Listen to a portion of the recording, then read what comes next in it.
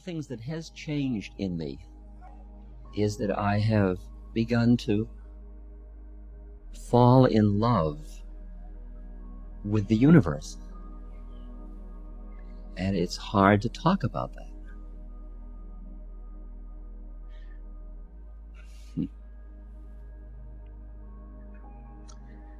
Let me read to you two poems. This first one is by a Buddhist monk named Thich Nhat Hanh. Very beautiful monk. I won't read the whole thing. I am a frog swimming happily in the clear water of a pond. I am also the grass snake who, approaching in silence, feeds itself on the frog. I am the child in Uganda, all skin and bones, my legs as thin as bamboo sticks. I am also the merchant of arms, selling deadly weapons to Uganda. I am the 12-year-old girl, refugee on a small boat, who throws herself into the ocean after being raped by a sea pirate. I am also the pirate, my heart not yet capable of seeing and loving. My joy is like spring, so warm it makes flowers bloom in all walks of life. My pain is like a river of tears, so full it fills up all the 4 oceans. Please call me by my correct names, so that I can hear at the same time all my cries and my laughs, so that I could see that my joy and pain are but one. Please call me by my correct names, so that I could become awake, so the door of my heart be left open, the door of compassion.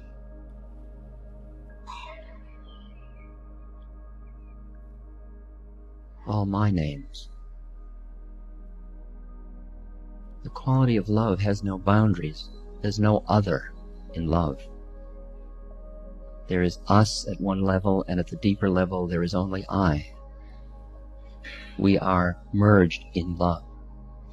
Call me by my true names. The other quote is still in dualism, but it's on the edge. It's a quote from the poet Kabir. Since the day when I met with my Lord, there has been no end to the sport of our love. I see with eyes open and smile, and behold his beauty everywhere. I utter his name, and whatever I see, it reminds me of him. Whatever I do, it becomes his worship. Wherever I go, I move round him. All I achieve is his service. When I lie down, I lie prostrate at his feet.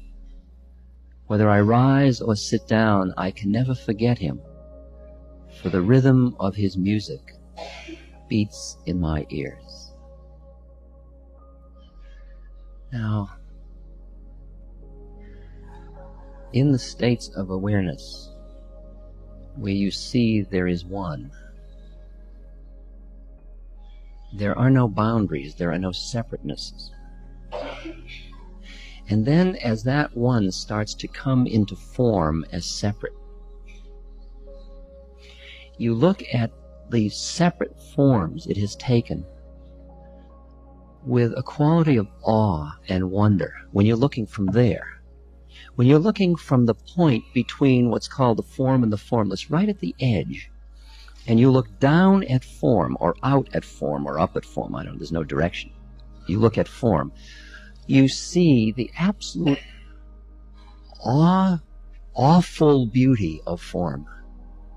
And you see, as Plato talks about it, the law that you appreciate as what you call God oftentimes, is just all form in law. It's all lawfully related. It's called the Tao in Chinese, the way of things. It's the way in which all forms are related to all other forms. And you look and you see it's perfect. You can look in physics or chemistry or astronomy or astrology or psychology or music, or wherever you look, you begin to see that forms are related all to all other forms, all in lawful ways. It gets interesting when you get down to quarks or things like that, but everything above that, it looks pretty well.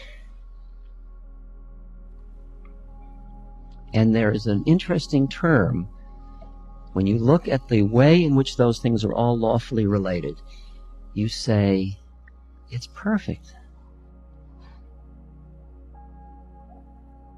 My guru in India used to say to me, Ram Dass, don't you see it's all perfect? I'd say, perfect? Perfect? What about Bangladesh? What about Africa? What about tyranny? What about violence? What about greed? He said, don't you see it's all perfect? Can't you step back for a moment from your humanity to see the way of things? Can't you see the way it's all lawfully unfolding? The question is, have you the courage to see what you're seeing? Or does it seem to take away your humanity? Because when you look and you say it's all perfect, the problem is it's so impersonal. Somebody falls down in front of you and you say, karma. See, there's no warmth to it. But if you come down into your human heart, the pain is unbearable. Because there is so much suffering everywhere. And you look and there's rape, and there's child molestation, and there's ecological insensitivity, and there's tyranny, and there's terrorism, and there's... Which one is it first? Starvation, the homeless. Who is it? Where does your heart go first? And what most people do is they close their heart down and they armor it to protect it from the immense amount of suffering. They armor it with their mind, with thoughts, with a web or a net or a veil of thought that armors the heart so that they don't get hurt and overwhelmed by the immensity of the suffering. Because you know how when your child hurts, you give anything. And the quality of the heart is, the heart has no boundaries. My heart goes out to you is the expression. The heart will give. The heart doesn't know boundaries. The mind knows the boundaries. The heart says, here, take my automobile, take my apartment, take anything.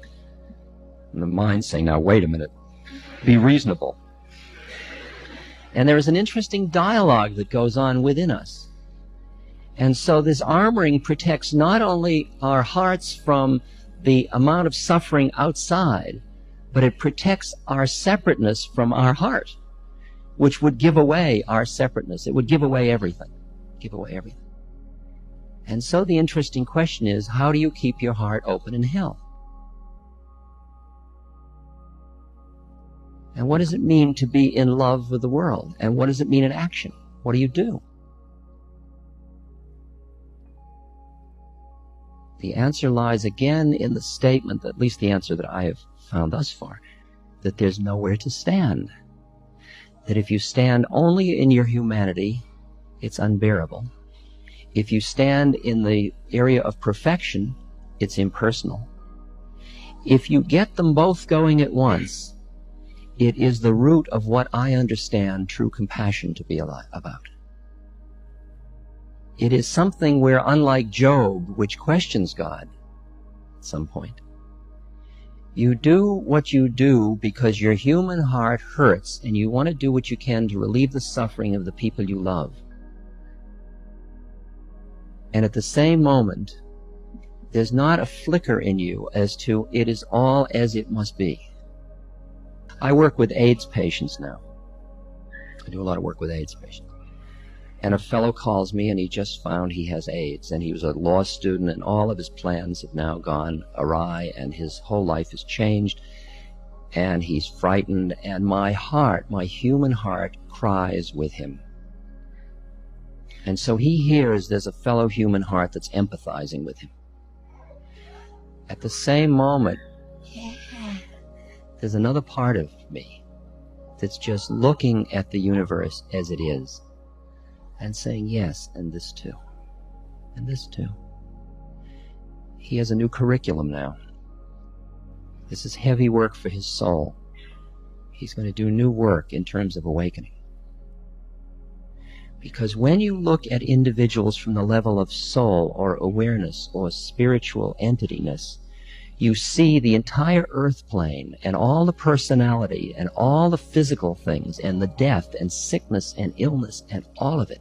You see it all as the curriculum of the soul. When you look at it from the personality point of view, it's horrible. And it seems so unfair, and suffering seems so cruel. And for you to hear the term, suffering is grace, not that you would ask for it, but that when it comes your way, you work with it. You work with it as part of your spiritual journey of awakening. Because the only reason anybody suffers is because of the clinging of their mind. Starvation is just a certain set of pangs. The fact that you suffer when you starve is because of the mind's identification with the separateness. When Ramana Maharshi, the great saint in India, was dying, and his devotees were crying, "Bhagwan, Bhagwan, don't leave us, don't leave us," he said, "Don't be silly, where could I go? I'm just dropping my body, it's no big deal." When you have that level of awareness, then the whole meaning of suffering changes. And all suffering is showing you is where your mind is still clinging. To pull your awareness back from the time-binding nature of mind allows you to be fully here. To be fully here, am I happy? Yes, I'm happy. I'm happy because it's spring. I'm happy because people are having babies that are bringing joy into their lives. I'm happy because flowers are blooming. I'm happy for a myriad reasons. Am I sad? Yes, I am sad. Because every 45 seconds, a child is dying needlessly from hunger. I'm sad because there is so much inhumanity among humans, to each other and to other species. I am sad because there's so much fear. In this moment, I am both happy and sad. As long as you try to stay in the world of polarities, happy, sad, dark, light, positive, negative, good, evil,